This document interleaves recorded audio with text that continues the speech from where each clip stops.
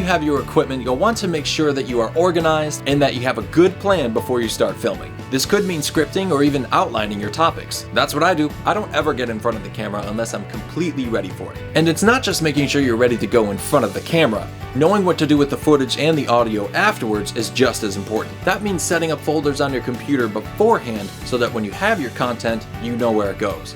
And then from there, you can easily send it to an editor or start editing yourself. On the technical side of things, you'll want to make sure that your cameras are all set up to record in the same aspect ratio. And if you're going to be using a separate audio capture device, you'll want to make sure that everything is set to the same sample rate. Here's what I recommend. Aspect ratio 1920 by 1080, that's what we call full HD. If your camera shoots in 4K, that's awesome, by all means, shoot in 4K. Just make sure you or your editor can handle 4K footage before doing so. Frame rate 30p, well technically 29.97p is what you want. And make sure it's not 30i or 29.97i. Stick with the P frame rates. Audio sample rate 48,000 kilohertz. If one device is at 48,000 and another at 44 or something else, you will experience sync issues later on when it comes to editing. So make sure everything is set on the same sample rate. Another tip is to make a quick checklist of all the equipment you have and check it off once it's set up and or ready to go. This might not be totally necessary if you're filming at your house, but it could save you a couple of trips up and down the stairs. But if you're packing everything up in the car to go shoot somewhere else, a checklist is extremely helpful.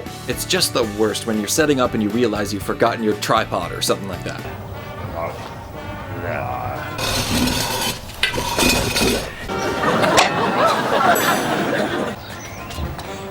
Finally, when you're done, remember to take those batteries out and start charging them. This way, when you're ready to start filming your next episode, those batteries will be all charged up and ready to go.